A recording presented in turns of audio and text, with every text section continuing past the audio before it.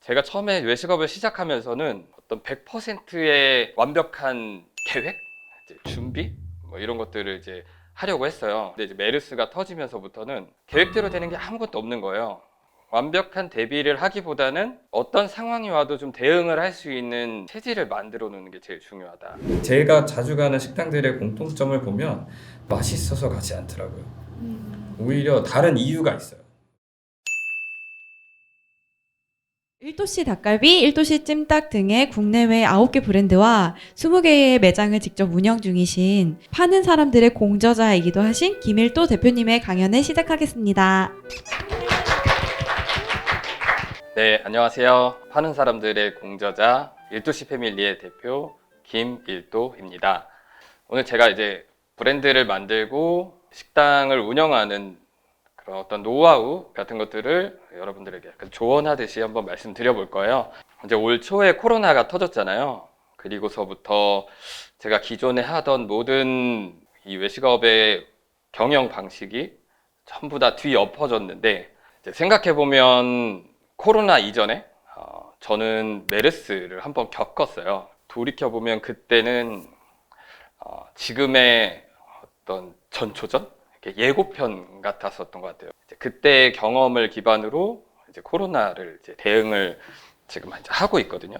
제가 처음에 외식업을 시작하면서는 어떤 100%의 완벽한 계획, 이제 준비, 뭐 이런 것들을 이제 하려고 했어요. 계획대로 다 움직이고 있다라고 생각을 해왔었는데, 이제 메르스가 터지면서부터는 계획대로 되는 게 아무것도 없는 거예요.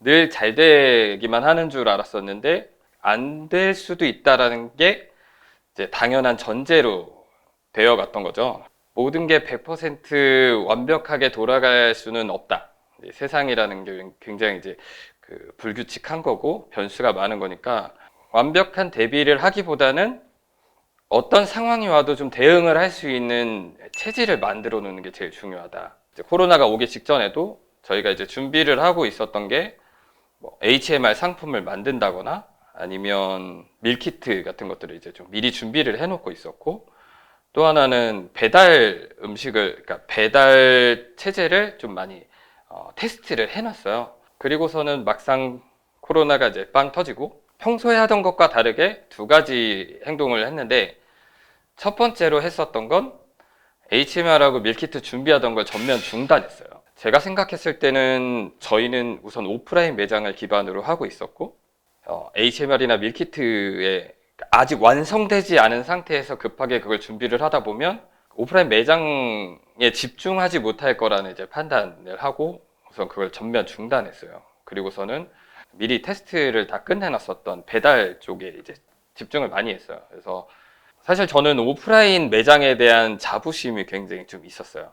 뭐 세상이 다 배달로 돌아간다 하더라도 그래도 나만큼은 나는 오프라인이야, 막 이런 자부심 같은 것들을 가지고 영업을 했었는데, 어지간하면 우리는 배달을 하지 않을 거야, 뭐 피치 못할 사정이 아니면 배달하지 않을 거야 라고 생각했는데, 이제 코로나 상황에서는 제가 이제 절대 변하지 않을 것 같았던 오프라인에 대한 뭐 이렇게 자부심, 뭐 이런 것들을 잠시 내려놓고 여기에 이제 대응을 해야 되겠다라고 이제 생각하게 만들어줬고, 그래도 좀 다행인 부분은 사람들이 예전에는 배달 음식을 시켜서 먹더라도 퀄리티는 매장에서 먹는 퀄리티를 원했어요.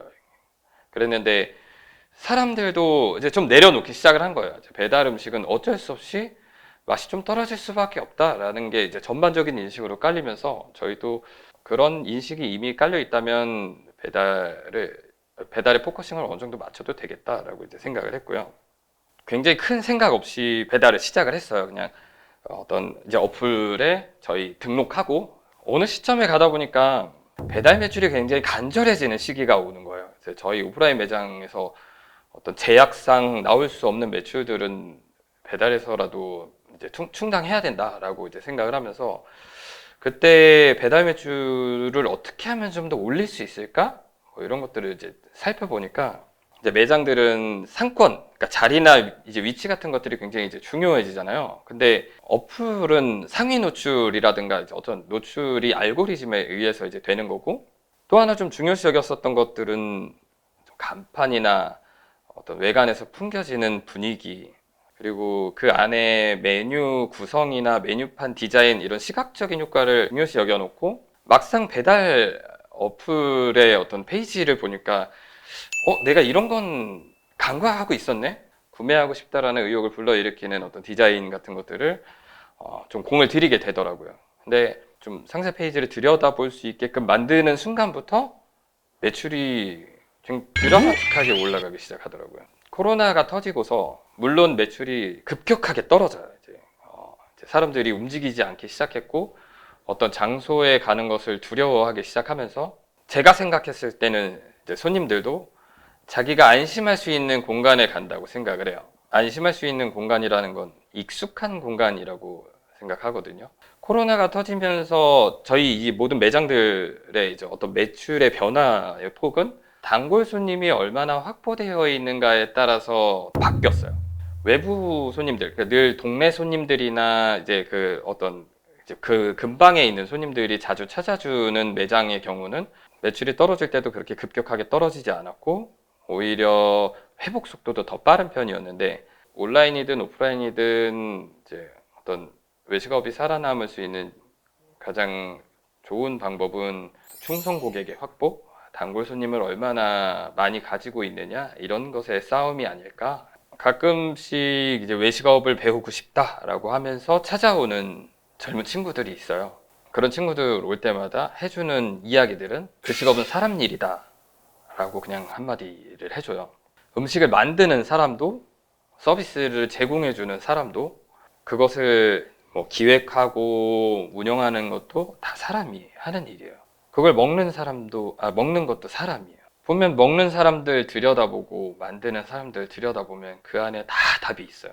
세상의 모든 외식업 경영에 대한 이론이 거기 다 들어있는 것 같아요. 경영과 어떤 매출을 일으키는 이 모든 전략들이 사람 마음을 읽는 데 있지 않을까. 외식업을 생각하고 계신 분들이라면 너무 많은 생각들, 너무 많은 이론들을 찾기보다는 사람의 마음을 들여다보는 것을 소홀히 하지 않으셨으면 하는 바람에서 제 이야기는 여기서 좀 마치겠습니다. 네. 안녕하세요, 보라보라입니다. 안녕하세요, 미정입니다.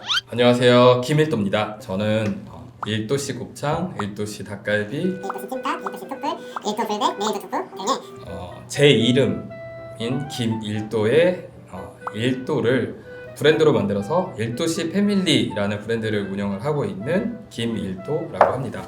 책 속에는 저희 이제 파는 사람들 네.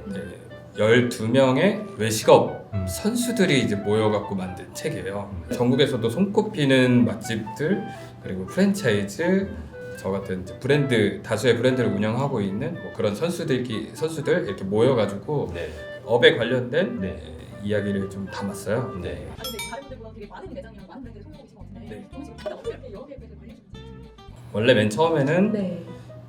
한 브랜드를 가지고 여러 개의 매장을 이제 오픈할 생각으로 했어요. 예. 네. 근데 막상 이제 하다 보니까 우연찮게 두 번째 브랜드를 냈거든요. 첫 번째 브랜드가 어느 정도 가다가 네.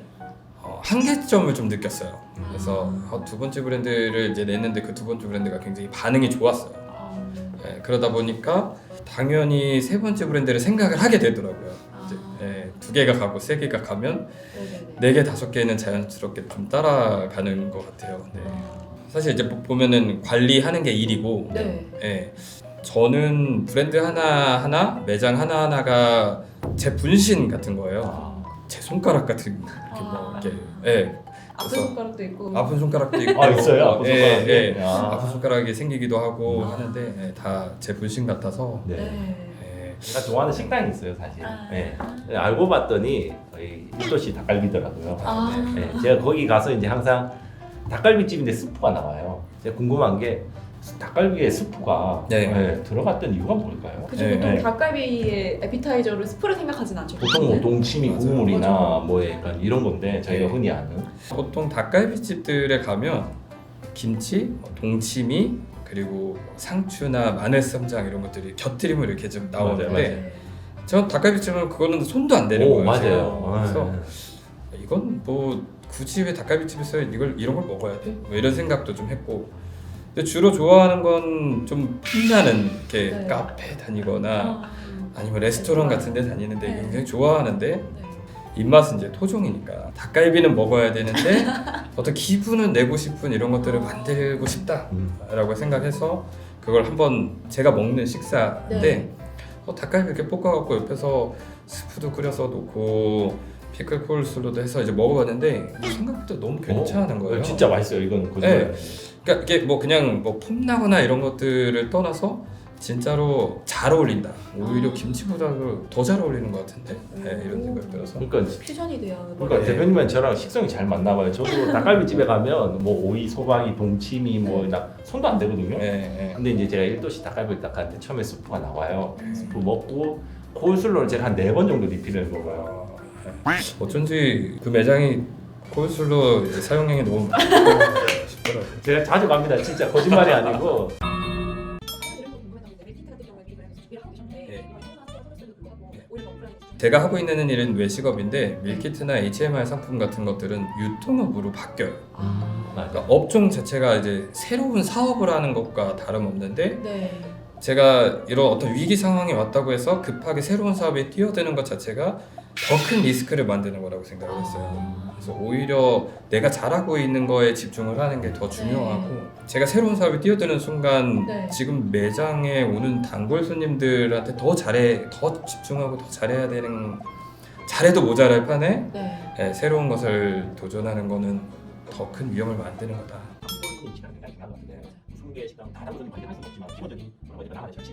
저는 우선 맛이 전부가 아니라고 생각해요. 아 네. 진짜요? 저는 아까부터 근데 와닿았어요. 대표님이 하시는 말씀들이 이제 인테리어나 주변의 그런 어떤 요소들이 중요하다고 하시는데 여자라서 그런지 저는 본능이 충실해서 뭐 예를 들자면 제가 자주 먹는 음식 혹은 자주 가는 식당들은 동네 김밥집 뭐 이런 경우가 좀 많아요. 네.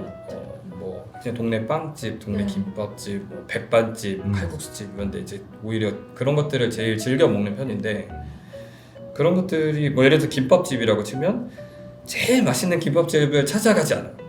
물론 찾아갈 때도 있겠지만 제일 맛있는 김밥집을 가기보다는 제가 편한 집, 이 정도면 되는 집 이런 네. 게 있는데 그런 식당들 제가 자주 가는 식당들의 공통점을 보면 맛있어서 가지 않더라고요. 오히려 다른 이유가 있어요. 다른 이유는 예를 들자면 거기에 있는 사장님하고 뭐 친하다거나 아니면 가까워서.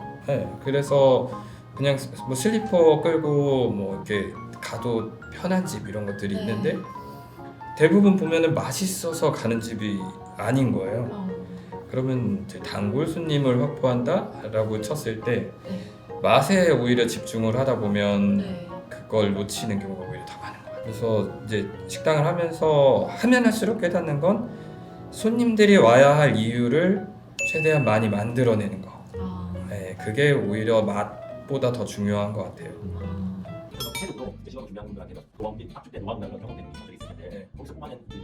우선은 장사가 잘 되는 방법이 있어요. 무조건 장사가 잘 되는 진짜요? 방법이 있어요. 이런 거 매우 해야지. 진짜 장사가 잘 되는 집을 진짜 100% 카피해 오는 거예요. 진짜 뭐 인테리어부터 소품 하나까지 메뉴 구성 이런 것까지 그냥 고스란히 카피해 오면 보통 잘 돼요.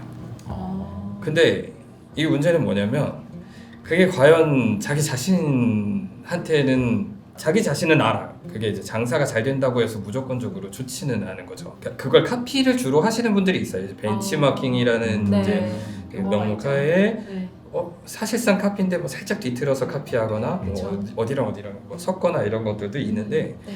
이런 분들의 이제 공통점이 성공했어 장사가 잘 돼 그러면 다음 걸 꼭 내야 돼요. 계속 만족하지 못하고 있는 거예요. 자기 자신한테 언제 만족하고 이제 그 멈추냐면 네.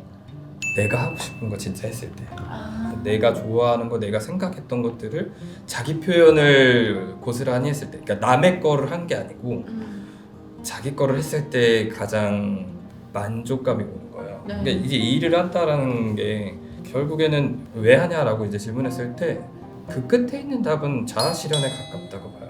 네, 자기한테서 답을 찾아야 되는 거죠.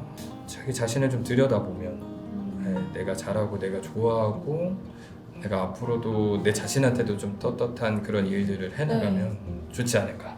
마지막으로 마무리 멘트 한번 해주시고 정리하면 될 것 같습니다. 저 오늘 이제 뭐 많은 이야기를 이제 했는데, 그러니까 좀 더 다양하고 그 다양한 말들의 어떤 깊이 있는 메시지를 담지는 못한 것 같아서 좀 이제 아쉬움이 좀 있는데, 시간이 짧았으니까요. 네. 그런 이야기들은 파는 사람들 책 속에 좀 담겨 있으니까 네. 나와주셔가지고 너무 감사했습니다. 감사드리고요. 저도 너무 즐거웠습니다. 오늘 나와주셔서 너무 감사드립니다. 네, 고맙습니다.